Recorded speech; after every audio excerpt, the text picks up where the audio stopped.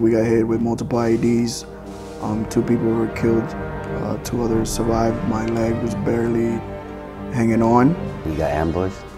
Bomb went off underneath the truck. I ended up being the only survivor.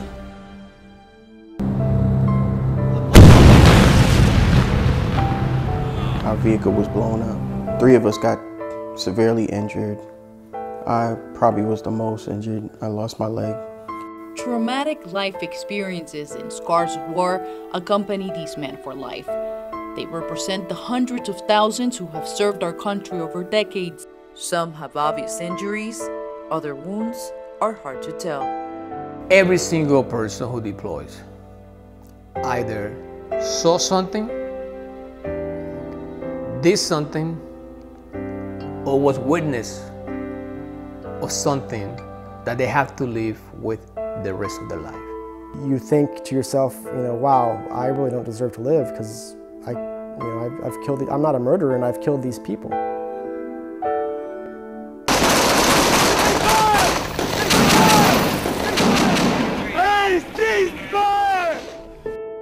This battle is against PTSD, or post-traumatic stress disorder, a condition that can develop after the experience of a life-threatening event, such as military combat. I think the depression came afterwards, because when you're in the military, I don't know, you just always move. Say that Operation Giveback has saved my life.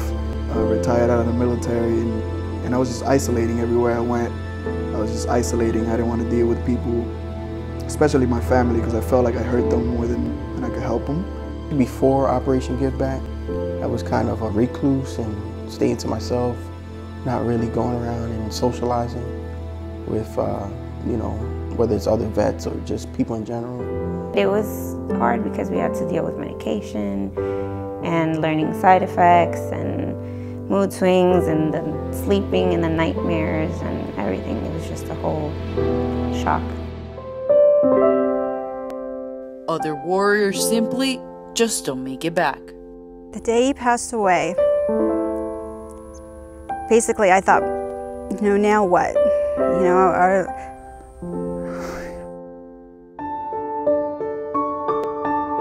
Fearful that the sacrifice of these heroes for our nation would be forgotten, in a sad story that aired on Oprah Winfrey's show about a mother who drove more than 5 hours to visit her son's graveyard, served as inspiration for Jose to create an organization that would serve those affected by war. I make it a point to understand what they go through, and perhaps to do something that can maybe alleviate their pain. A lot of them, when their fallen heroes pass, they have to leave their military installation in weeks, and that's all they know. And sometimes they feel alone, they feel lost. Not only they have lost their hero, but they lost their lifestyle as well. Indeed, a life-changing experience to many children in America. My dad actually did mean the world to me. I always had to move on without my dad always there with me.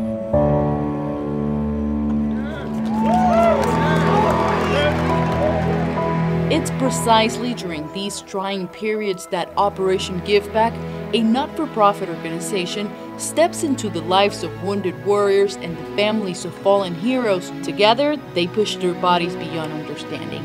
They run hundreds of miles a year in an effort to connect, share, and serve the community. It is not about winning for them, it is about finishing together. And as they walk the 5K, they are a point of inspiration to those around them. The 5K was actually pretty cool, noticing that soldiers with no legs would run even though they only have one leg. They do it in wheelchairs, do it with crutches. I thought it was pretty amazing that they did it anyways. The funds raised go toward buying Christmas presents for the children of fallen heroes around the nation. Leading up to Christmas, knowing that how hard it's going to be because it's the first Christmas without him. It was nice for them to receive this big box of gifts and just to see them smile and just have that joy again, that they haven't had. It helps kids especially because it people could be sad in those moments, and then all of a sudden they like are all happy again because they get like something good from these people that they don't even know. Operation Giveback also honors fallen heroes by selecting a family once a year and paying for that family to fulfill their hero's last dream. I got to do his dream for him. We got to meet the cast afterwards. For that, I'm so grateful to Operation Giveback for giving us that dream so that they can live what their father wanted them to do, you know? We understand that we cannot bring their fathers back, but at least buying a Christmas gift, something so small, brings smiles back on them. And not only that, but remind their family that their sacrifice of their fallen hero hasn't been forgotten. After serving for 29 years in the military, retired Command Sergeant Major Jose Garcia Aponte and his wife Maribel founded Operation Giveback. Despite Jose's diagnosis of aplastic anemia and no guarantee on whether he'll live long. But I don't tell people about it because I don't want people to feel sorry about me. I have a sense of urgency. I could be gone any day. Fearless of the uncertainty, he lives on a mission. As long as you and I are able to breathe, we're going to continue to have wounded warriors coming back from war. OGB will be there as a place of safety.